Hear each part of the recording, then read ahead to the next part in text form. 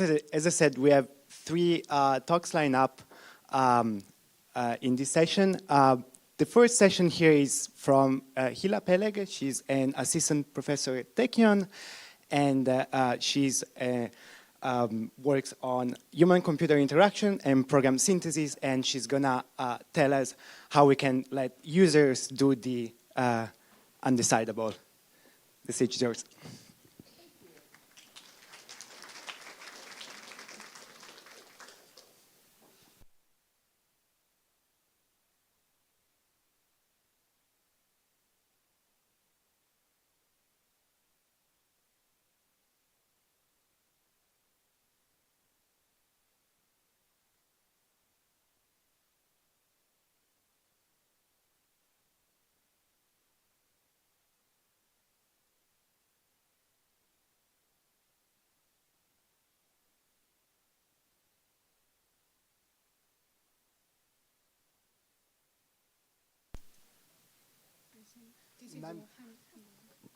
Not the end, but the clip. Clip 2.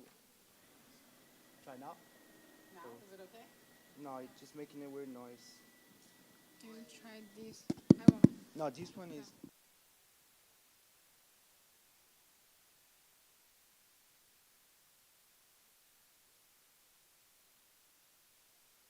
Are you okay with this? Yeah. I can only have one thing in my hands at a time, but I'm sorry. it's okay. Okay, yeah, so in other words, how we can take the two fields of programming languages and human-computer interaction and make them be friends. So as an example, let's look at program synthesis.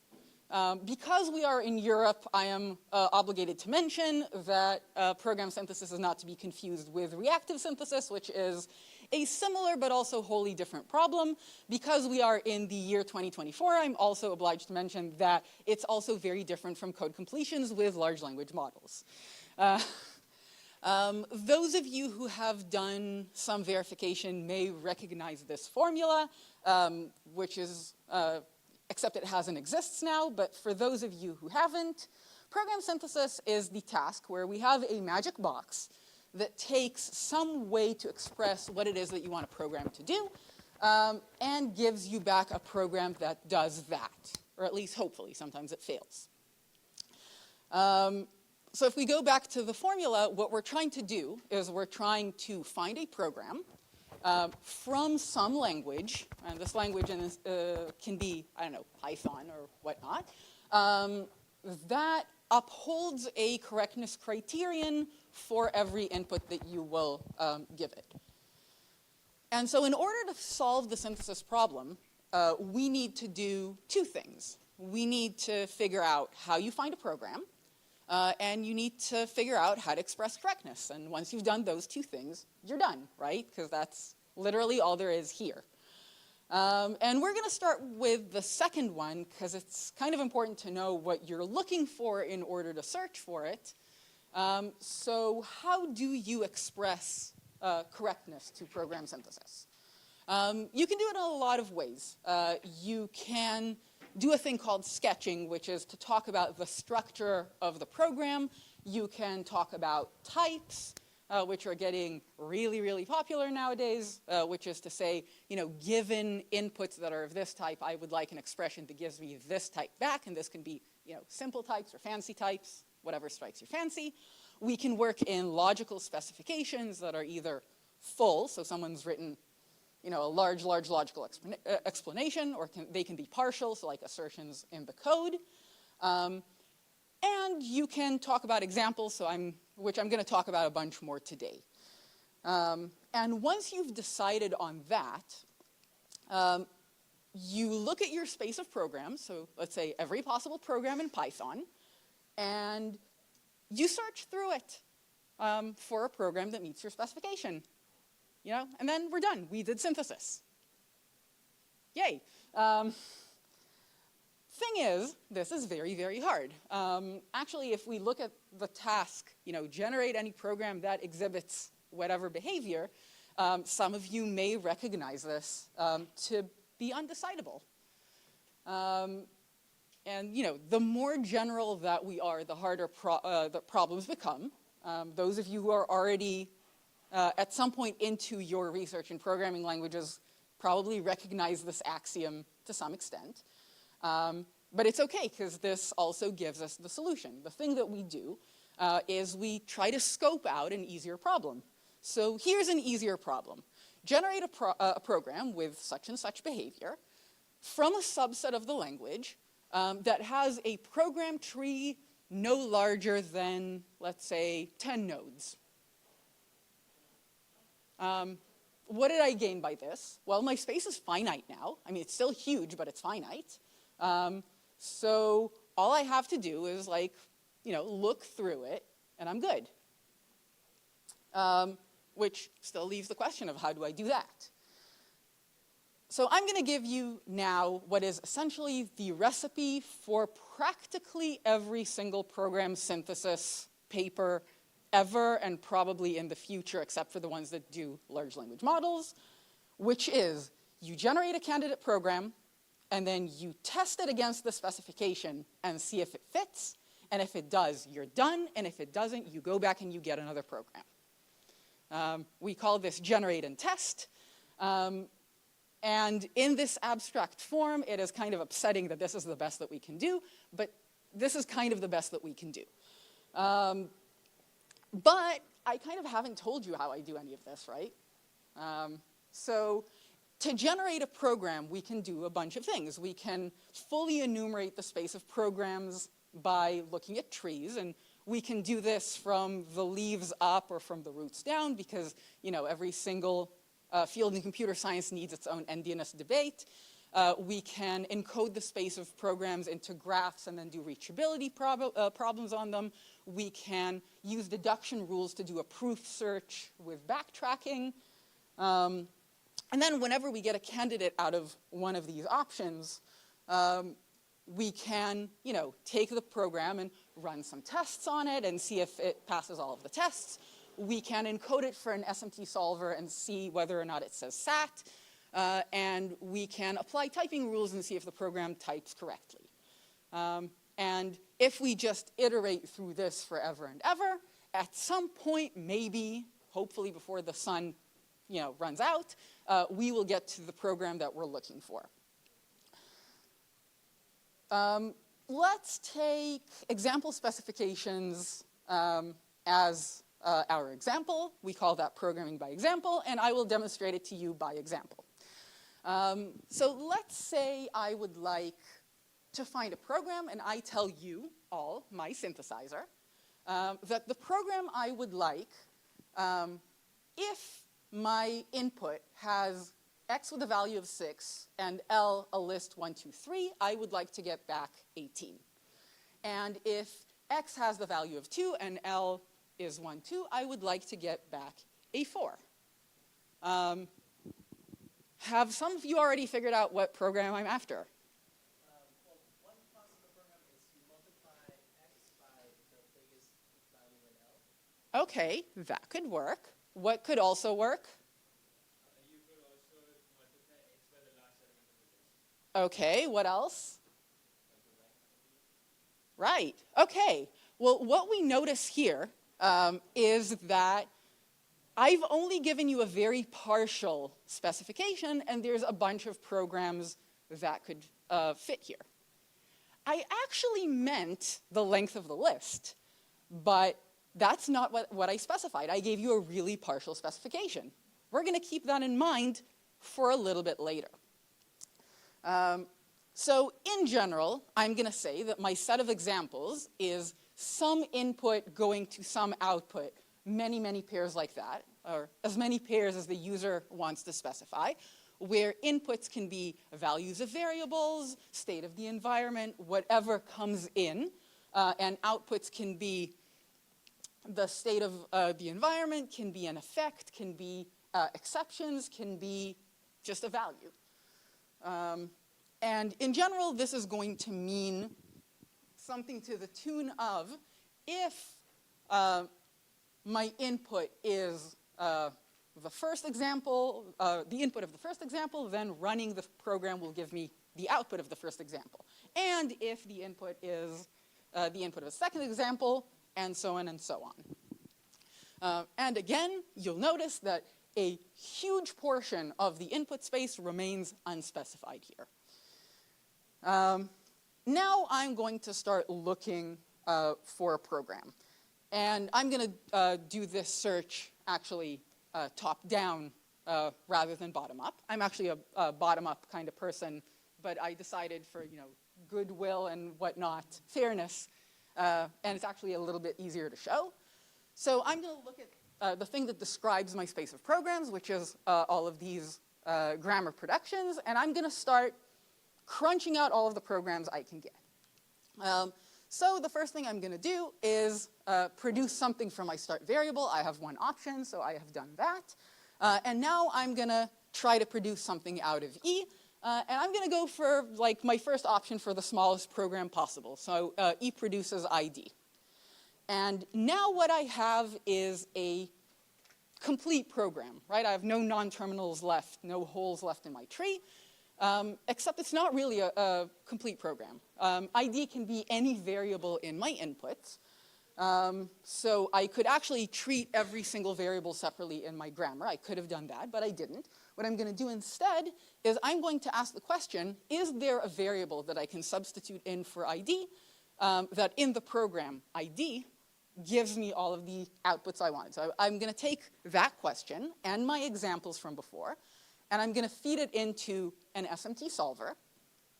And it's going to think about it for a very short amount of time, and it's going to say no. So I'm going to backtrack. And I'm going to try the next production that works for me, which is E produces num.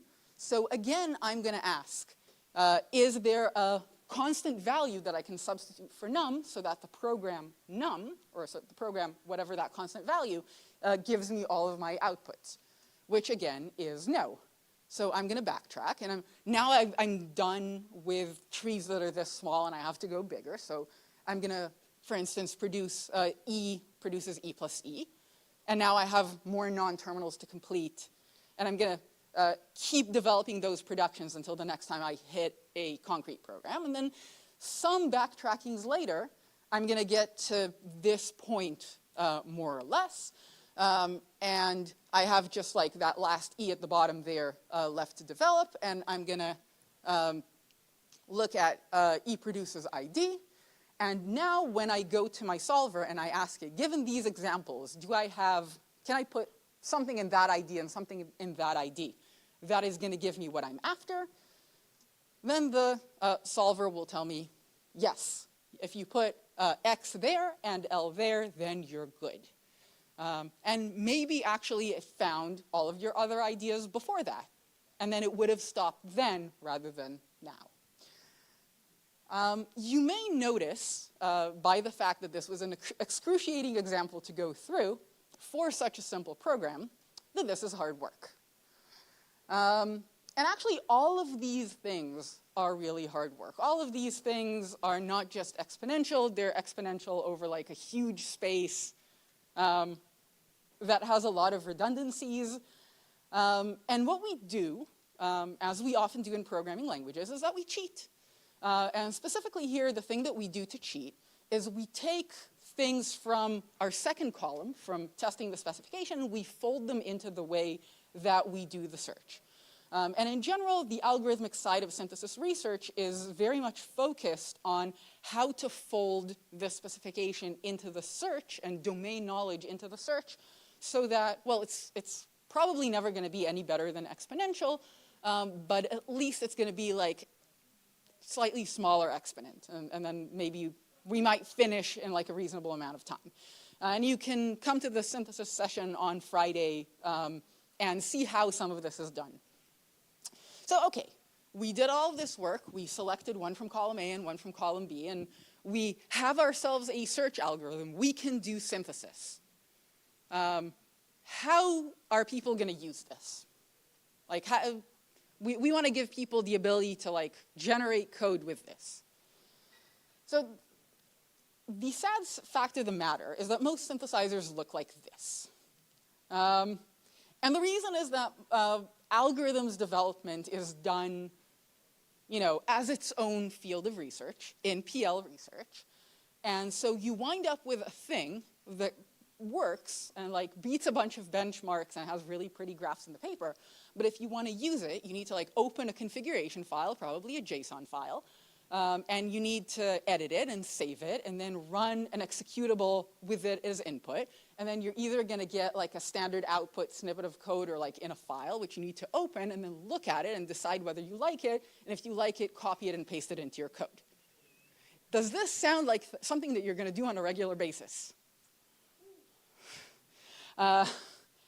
Whereas we kind of know that there's a bunch of code, stuff that we use on a regular basis that looks a little bit more like this, right? And all of these suggestions and tweaks and refactorings that work here, like that feels better, right? That feels like something I'd use. Why does this feel like something I'd use? It's within your workflow. Exactly. It's part of the workflow. Thank you for that. Not a plant. The fact that I don't have to leave everything that I'm doing and go ask for a refactoring or go ask for a code completion really, really matters. So how can we do this for synthesis? And the thing is the linear, workflow that I showed you, where specification comes in and then the synthesizer thinks about it and then code comes out, that's kind of a lie. Because when a human uses these things, even if, with a JSON file and running a command line application, you have a person who thinks they know what they want, and then they communicate it to like some interface, which again can be anything from a JSON file, but it can also be like the Minority Report glove screens thing that most of you are too young to remember.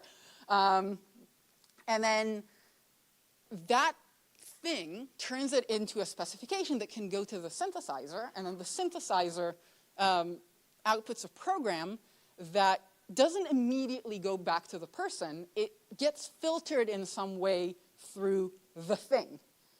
And the thing is going to help the person understand and validate and think about whatever came back and see if they're happy with it. And this is not a one-off thing either, right? Because the person might be unhappy with a program because I might have gotten whatever, x times the last element of the list instead of x times the length of the list, which means that I need to give it more examples or refine my specification and go back through this iterative loop, which means I'm going to need help doing that.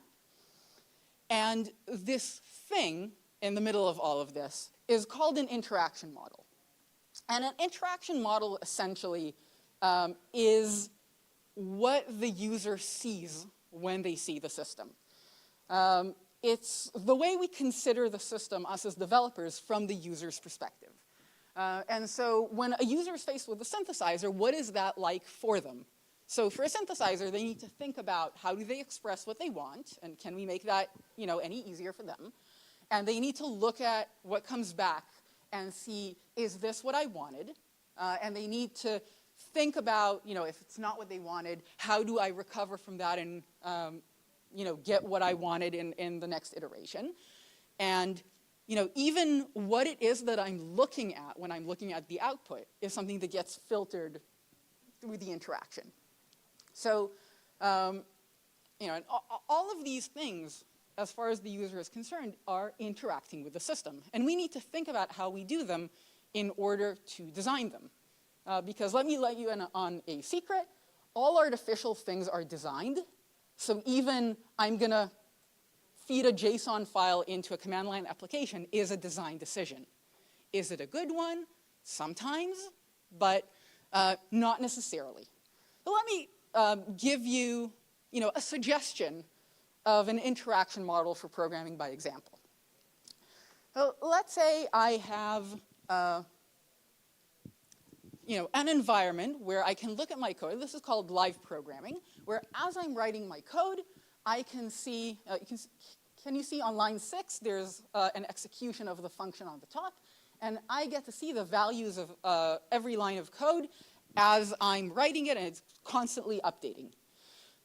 This is called projection boxes. And actually, as a synthesis person, I look at this and I go, oh, inputs. So I can actually let the user say, okay, well, for this assignment on line 3, I don't know what the code should be, but I would like this to be the output.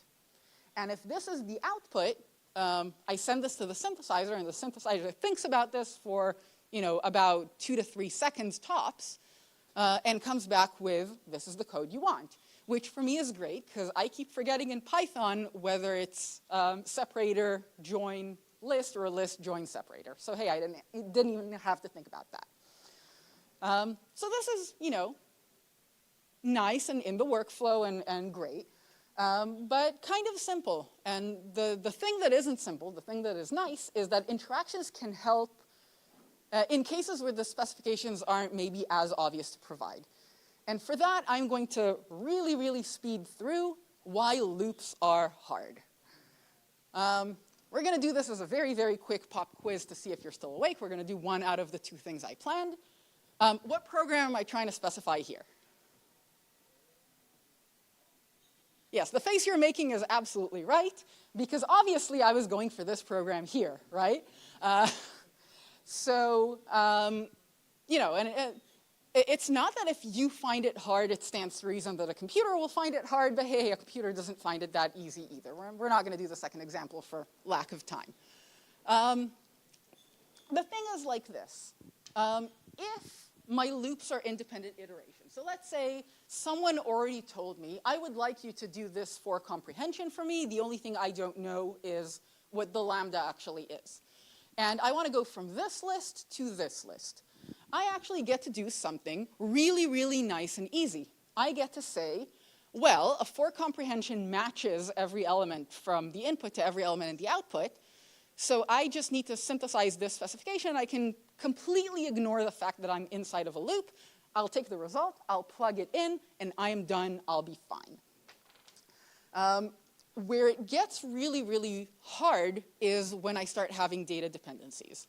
So, I want to go from 1 to 3 to 6. What am I trying to do? Sum. Okay, well, in order to do sum, I'm going to need to do s equals s plus something, right? So if I try to do this, well, the thing, if I try to do the same reduction that I did before, I know that in the first iteration, I'm going to get some value. And that value is going to get assigned into S, because that's what my sketch says. And then for that, I'm going to get some second value, which is going to get assigned into S. And then from that, I'm going to get a 6. So now I need to solve 2 unknowns before I can even approach my synthesis problem at all. This got really, really hard. So how do we solve this? Well, we solve this by putting a constraint on specifications. And this is like a really, really old solution for this. We say, I'm going to force you to give me specifications like this. For the empty list, the result is a 0. For 1, the result is a 1. For 1, 2, the result is a 3. And then for 1, 2, 3, the result is a 6. What did I do by forcing specifications that look like this? I made the user give me question mark 1 and question mark 2, and actually question mark 0, which isn't really a problem in this specific example. Thing is, if I now tell you that every time you do a specification, you're going to have to do something that looks like this, or synthesis fails, are you going to always remember to do that in your JSON file that you run through a command line application? Probably not. But let's make the interaction model, let's make it the interaction model's problem. So if we look at, the projection box for this exact thing, slightly longer list, S is currently 0 for everything because we don't have an expression that assigns to S yet. And we're going to start filling it out. So, we put a value in S out. So for the first iteration, it's going to be 1. And you'll see that it immediately fills in SN in the remaining rows. But now something interesting is going to happen. The user tried to tab past the 3rd line to the 4th line, and it's not letting it do that. So without the user even really noticing, it's not something that you have to really, really be conscious of, you can't give a specification that is not a trace complete specification. And it probably didn't even annoy you that much because it was just a thing that the UI didn't let you do. The thing about that is that most loops don't comprise just one assignment. Usually we have multiple statements in the same loop. So the thing that we kind of had to do once we did that is say, well, at least we're going to make it easier for you. If you need to give us the values for every single variable in the loop at once, because this whole thing of taking things from the iteration, moving it to the next iteration, needs all of the values of all of the variables in the loop, at least we're going to make you not have to specify the order. Which was a really nice thought on our part, but it means that if we started out with a synthesizer that knows how to solve the problem, one assignment gets this value, we now want to solve the problem. This many variables in arbitrary order get these values. And what we had to go back and do is generalize the synthesizer by actually checking all of the possible orders. So it's, bad, but not as bad as it actually seems. And maybe the takeaway from that is that in order to have a usable interaction, you're going to have to go back and change the synthesizer too. And so now that I've shown you all of these things about synthesis, I have to ask, can we generalize this to other PL research? Because I'm realistic that the number of you in this room interested in synthesis research is probably kind of small. And I think it can. I mean, in general, our PL algorithms are hard. In general, they can handle programs of a fairly limited scope. And in general, they come with really weird input constraints. And when we do interfaces for user-computer interaction, we want them to be fast. We want them to appear general and as though they can support all of the programs. And we want them to hide and slide away all of the constraints. And by doing this mutual effect thing, where we look at both of them at the same time, we can kind of try to make sure that we do things that work together well. And this is what I do for program synthesis, and I hope to see people do this for all of the other things. It's done for some of the other things, but we should do more. Thank you.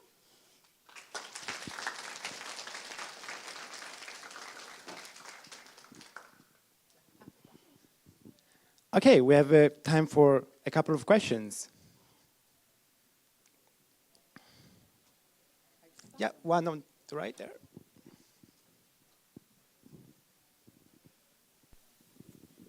Hello. So the synthesis, if you have used CodePilot, can something like a ChatGPT be coupled with such sort of programs to give better results? Because if you ask something to ChatGPT, it would give you most of the cases it would give you wrong information. But can that be coupled with the program synthesis to give out better results, or vice versa? Okay, so the reason I said at the beginning that I'm specifically excluding large language models is that this is a 40-minute talk, more or less. The short answer is that even the easy thing I can do, which is to say I'm going to loop around until it actually satisfies the examples, kind of maybe works. Because it sometimes will give me immediately the thing that I want, and sometimes it will just be nothing even remotely related, and it doesn't check, it doesn't know. The nice thing about symbolic synthesis is that at least it knows what you asked for, and if you get something back, it's correct by construction. How you can fit that into interaction models is, again, 40-minute talk.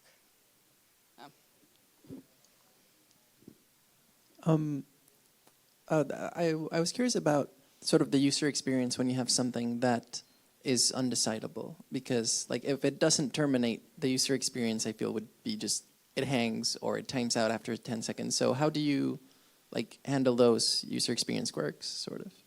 I mean, the short answer is 7-second timeout. The slightly longer answer is that in terms of the interaction being the thing that drives what the user sees of the system, if you have an interaction that encourages the user to break up the problem into smaller problems, then you've actually literally delegated to the user part of the work that you're trying to do, and it's easier for the user to think this way, it just so happens, and you're encouraging them to think this way, and then they're giving you smaller tasks to do, and then you're happier, you know, as the synthesizer.